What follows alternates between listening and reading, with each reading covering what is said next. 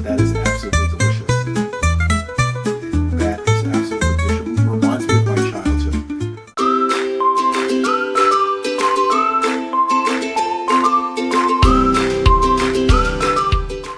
Okay, welcome everyone. Welcome back to my channel. Good morning. It is Sunday, so today I am going to make one of my favorite sauces that I absolutely love. I'm so glad I know this recipe. I mean, I grew up eating this a lot in my household. I've had it also when I was in Italy. My Aunt Rita used to make it for me. So this is one of my favorite sauces. This is considered a white ragu. You know what a red ragu is, with porks and with sausage and beef and meatballs, and it cooks for a long time. That's a ragu, a red ragu. This is a white ragu. This is actually called Genovese. This is one of my favorite sauces. This is an onion and beef sauce. This is the ingredients that you're going to need. So basically, this sauce is mostly onions and also beef, carrots, and celery. Normally, you would get the long ziti and just break them in pieces, but since I couldn't find that, and I actually did order it online through Amazon just a little while ago, so I'll have it for next time, you can use regular ziti, or you can use rigatoni.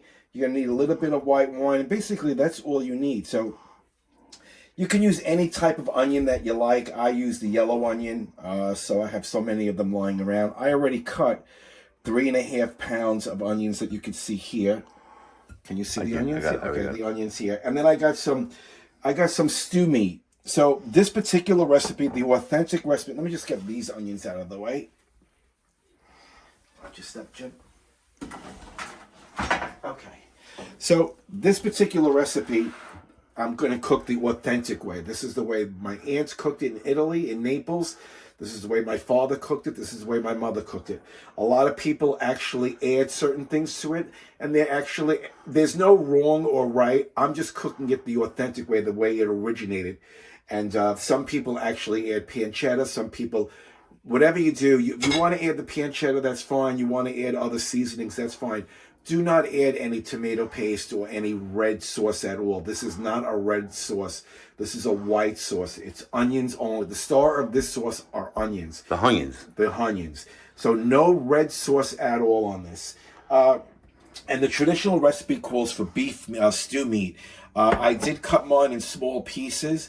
Some people leave them a little bit bigger. Some people also use, you can use beef ribs. If you want to omit the beef and you want to make it with pork, you can buy chunks of pork and you can buy pork ribs. You can do it with that also. I just won't do the two of them together. So basically, this is the ingredients. So we're going to start off by making a sofrito. So what I'm going to do is I'm going to take my Dutch oven. And this recipe calls for, I mean, you can use olive oil, or you can use olive oil, you can use vegetable oil on this. But the best way to make this, and the way my family made it, is you want to use good old-fashioned Crisco, which is lard. This is I would say 1 tablespoon is, and here is more than enough. We're going to put this on a medium heat. Okay, we're going to get rid of the Crisco. And we're going to wait for this to actually come up to heat and to melt before we add the beef in. But while I'm doing that, I'm going to make my sofrito. So basically, I'm going to just take my celery. I'm going to cut them into small little pieces. I'm using 2 stalks of celery. Some people use 1. A sofrito is basically carrots and celery, as you see here. Sweetened, right. This is what makes all your ragus sweet, is a sofrito. I wouldn't add any sugar to any type of sauce. That's not what you want to do. If you want a little bit of a sweetness to your sauce, make a sofrito. It's very easy. It's celery, carrots, and a little bit of onion. And since our sauce is based onion, I don't have to cut up onion on the side. I'm also going to be making a whole bunch of the sofrito that you can make ahead of time.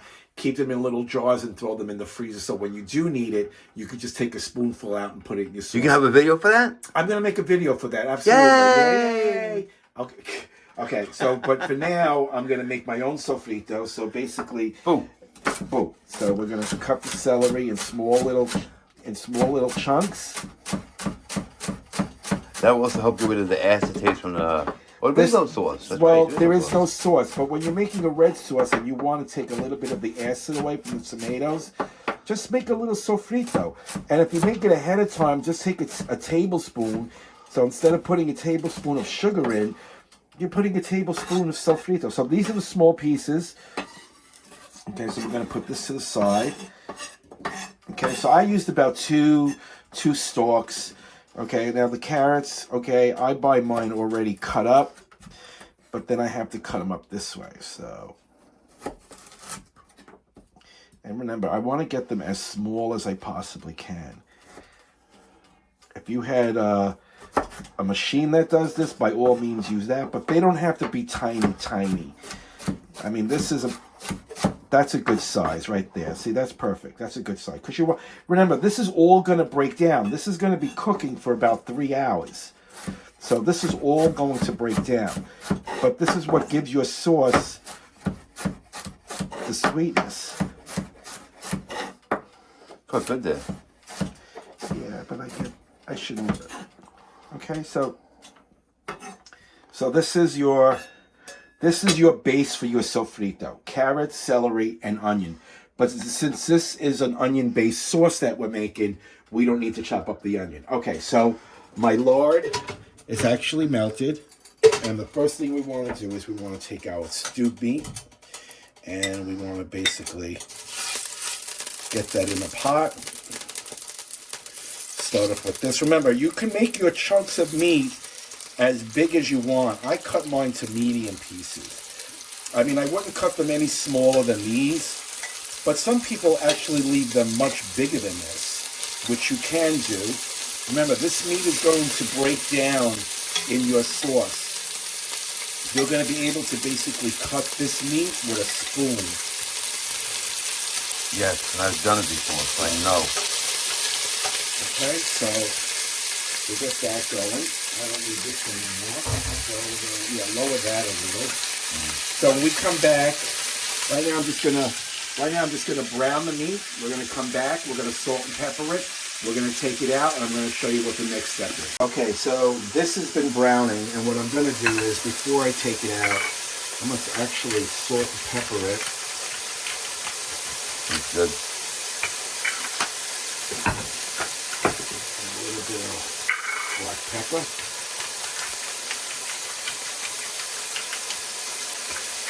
And then what I'm going to do is I'm going to deglaze the pan.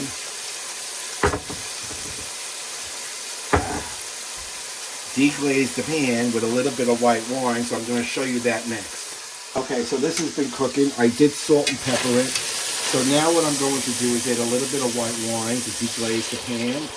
Probably about a half a cup. What's your taste? Right. The alcohol goes anyway, burns anyway. The alcohol is going to burn off, but what it's going to do, it's going to nicely deglaze this pan. All that stuff on the bottom, that's what you want. That real goodness. Oh, goodness. All the pieces that are stuck to the bottom. That's why when you're doing this or when you're cooking in a Dutch oven, basically this is considered a Dutch oven.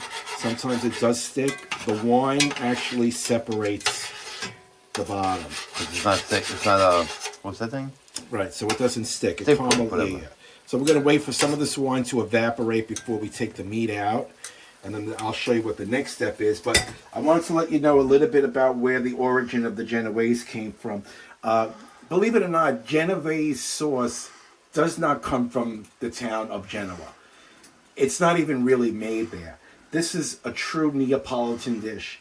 This was actually brought by Genoese soldiers back in the Renaissance area to a little town called Champagna. So the Neapolitans actually made this their dish. It's basically a poor man's meal. So everyone in Italy basically always had carrots, they had celery, and they had onions. So basically that's what it is. Some people now started to add meat to it. And that's why it's now, this is a white ragu. This is an onion sauce. Your onions are the star of this dish. You can put the meat in. Once it starts to break apart, don't break it apart too much. You want the onions to be the star of the show. But this is truly a Neapolitan dish. And the way that I'm cooking it today is the authentic way that my aunt and my mother and my father cooked it, and most Neapolitans cook it. Some people actually want to tweak it a little by adding certain things. You can add pancetta in the beginning. See, I think by adding pancetta, it takes away from the beefiness and the onion flavor. Basically, pancetta has a certain flavor, and I don't want that taste. I want my Genovese sauce taste, and that's only if you're using the onions and the beef. Do you have to beef in or no? No, you can substitute the beef with any kind of pork, but don't do the pork and the beef together. No, I'm saying, can you just not use no meat and just use the onion sauce? You should have some type of meat in it. Some type of meat in it. You should always have. Okay. I would stay away from using pancetta, but there are some people that do add pancetta to it, so that's fine. There's no wrong or right. They're just adding it for themselves. Some people add a tablespoon or a teaspoon of tomato paste. That is a total no-no. Basically, it's going to caramelize and it's going to be a nice burgundy color once the meat and the wine and the tomatoes and the carrots all break down. You don't need any tomato paste or any tomato sauce. So that's a no. Do not do that. Some people put a bay leaf in. My father used to use a bay leaf too. My mother never used a bay leaf. So I'm going to make it the authentic way, the way my mother made it, the way my Aunt Rita made it, and that's the way they made it. So basically, this is basically done. The wine has almost all evaporated. So what I'm going to do is now, we're going to take out the beef. Okay, we're going to just set it aside.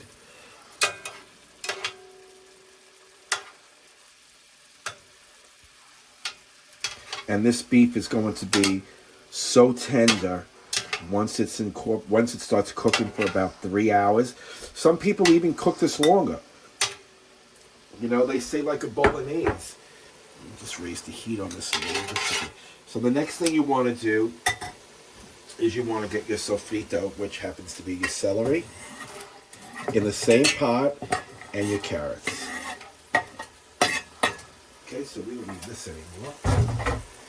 And let me get my spoon. And basically what you want to do is you just want to cook this until it softens up just a tiny bit. All those juices on the bottom, that's perfect. Look how nice the pan is now, nice and clean. Oh, it's great. Yeah. Okay, so you want these to at least cook in here for a couple of minutes. I am again going to salt it. And I'm going to pepper it.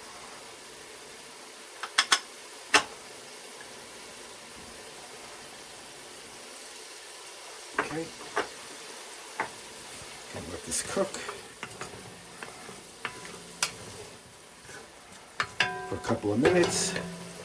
We'll let that cook for a couple of minutes, and the next step is we're going to add the onions. So come back soon. Okay, so this has been cooking for a couple of minutes, and that's exactly the way I want it to look. So the next thing we're going to do is we're going to add our 3.5 pounds of onions. Look at those onions go. Look at those onions go. Okay. Remember, you may think this is a lot, but this is going to reduce so much that you're lucky if you're going to have enough sauce here for 3 or 4 people. Just stir this around.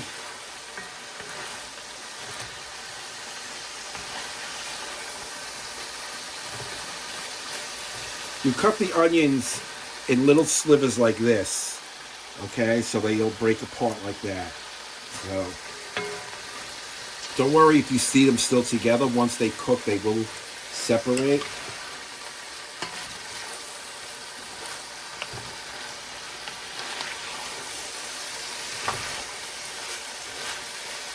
Okay, so... You lower it or keep it down? No, leave it like that for now. I'm just going to pepper it one more time.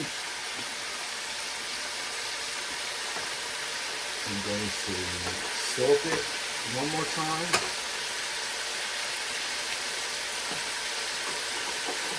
And I'm going to put this on a medium to low because this is going to cook for about 3 hours. Then just give this one more stir. You okay? No liquids on that? I'm not done yet. Okay. Okay. So got that. And now what we're going to do is we're going to now just add our pieces of meat. Back in.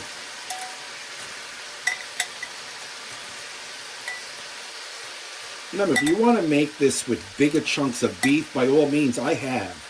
I've done it where the meat is actually much big, like 3 of these is 1 piece. I decided to make it a little bit smaller today. It's only me and James, so. Okay. I guess that's Debbie. Takes care of that. And what we're going to do is we're going to add some water. Oh, that's right. I forgot the water. So we're going to try to add some water to basically cover the whole thing.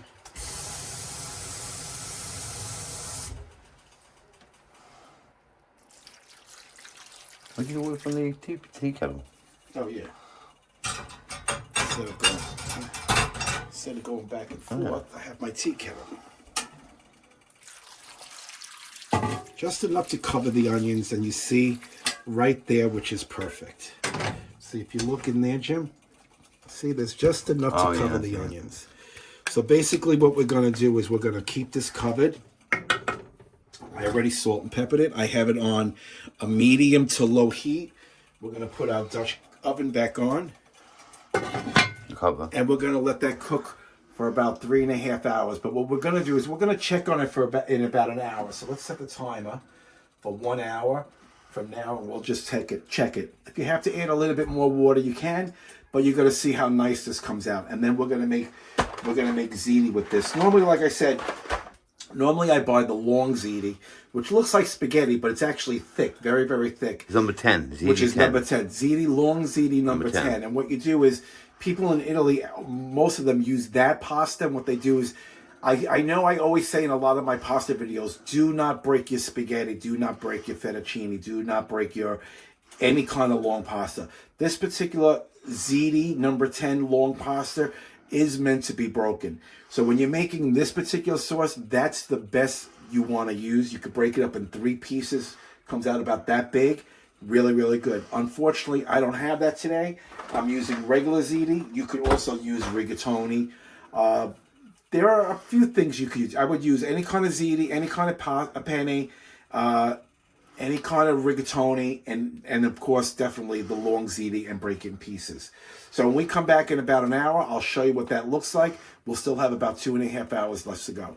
Okay, so it's been a little bit over an hour, and I'm going to show you what it's starting to look like. It's supposed to look like. Okay, and that's exactly what it's supposed to look like. Remember, this has got another 2 hours to cook. Look at the meat, nice and tender. It's starting to break down. This is exactly what it's supposed to look like. Look at all those onions. Look at all the onions, the meat, the carrots, the celery, the white wine. Okay, so we're going to set our alarm again for another hour so we can check it, because you want to check it periodically, because just in case if you feel you need a little bit more liquid, I keep the spoon on it so it's slightly ajar, because I want some of the liquid to actually evaporate. But we're going to come back in about another hour, and that'll be 2 hours gone, and we'll see what it looks like in another 2 hours. So hurry up back. Okay, so this is 2 hours that have gone by, so we're going to take a look at it. So we're going to take this off. 2 hours. Yeah, and look at that. Oh my God, that looks even better. That's what it smells like?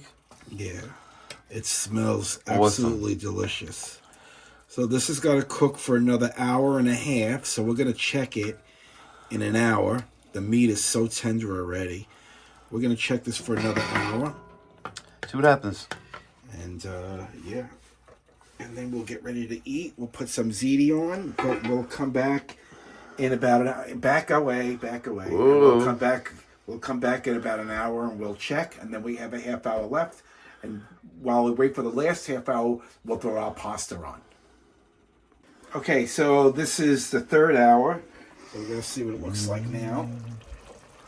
Looks good. Yeah, it looks really good. Yeah, that's perfect. We have just a half hour to go. So during the last half hour, what we're going to do is we're going to take it out of the Dutch oven, and we're going to cook the rest of it in the last half hour in a frying pan. I have my water getting ready to boil for my pasta. So when we come back, we're going to start putting this all together. Half hour. Okay, so basically, here is my Genovese sauce. I have it here in the frying pan. My water is boiling in the back for my pasta. So the first thing I want to do is I want to put a heaping amount of salt. Don't be afraid to salt your water. Oh, that's a little bit too much.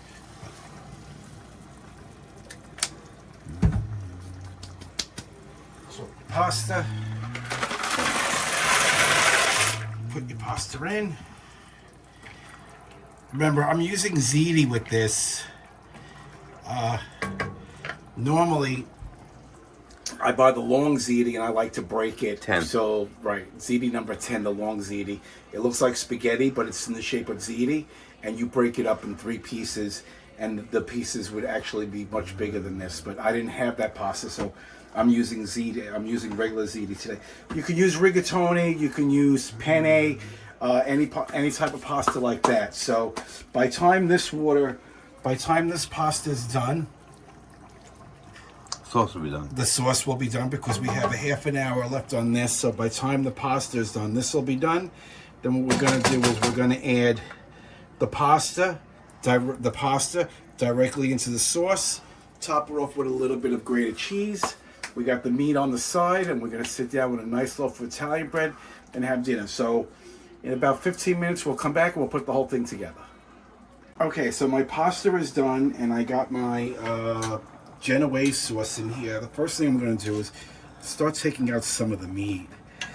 Some of it is shredded in here. Again, you don't want to shred everything because like I said, some of the meat did shred up while it was in the pot. Look how nice It shreds itself sometimes. It shreds itself. Remember, the star of this sauce is actually the onions. Kathy can never eat this. Oh, Kathy can no never way. eat because she can't eat onions. Yeah. Okay, so look, like some of these are shredded in there. Like, I'm going to take some of these out. Some of the pieces are kind of big. This one I'm going to take out. This one I'm going to take out. That's a shredded piece. Okay. Okay, so let me take this one piece out. Yeah, take it all out. There you go. Okay, so that's our shredded pasta, shredded meat. And now what I'm going to do, my pasta is done. No? Yeah, you can shut that off, John. Okay, I'm going to shut this off. And I'm going to directly into... Insert pasta into sauce. Yeah, don't drain the pasta. A little bit of water from the pasta is fine. But don't drain it because then the pasta gets very starchy. Just go directly into your sauce.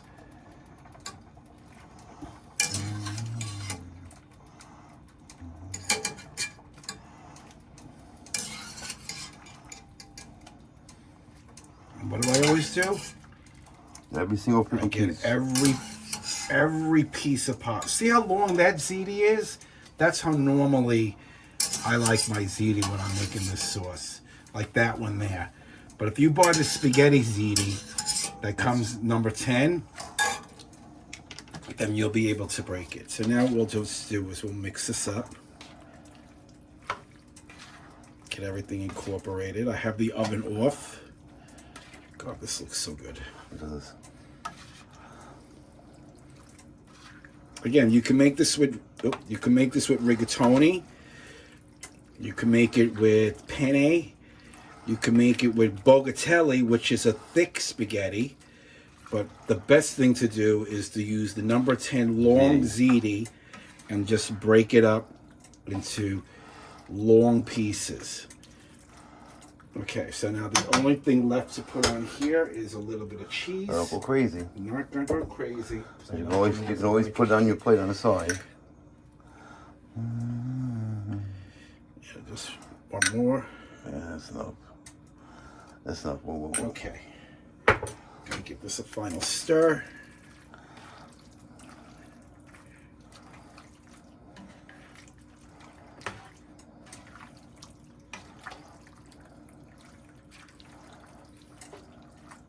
Okay. So what I'm going to do is I'm going to plate one of them. So let's plate this one so I can at least give you a taste test.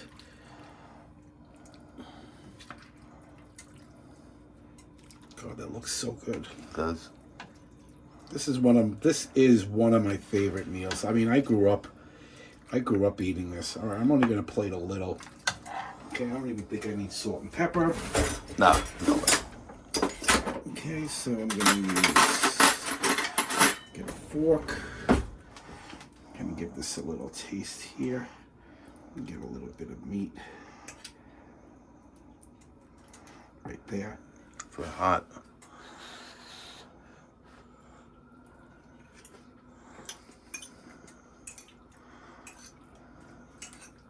It's hot, right? That is absolutely delicious. That is absolutely delicious. Reminds me of my childhood. This is pasta alla bolognese. This is a Neapolitan dish. It's sort of like the white ragu. Very easy to make. Onions, carrots, celery, a little red white wine, and some beef, some stew meat. And that's it. Salt and pepper to taste. There's no garlic in it? No garlic, no bay. You could put a bay leaf in if you want. I normally don't. Salt and pepper to taste. A little bit of Parmesan cheese at the end, and you have a perfect meal with Italian bread. But like I said, a lot of people cook this. They add their own little special touches. But you shouldn't.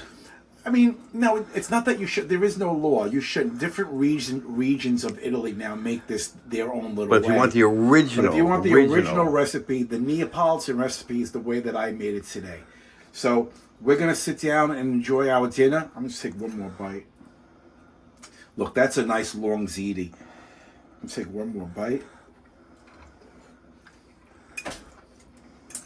That is good.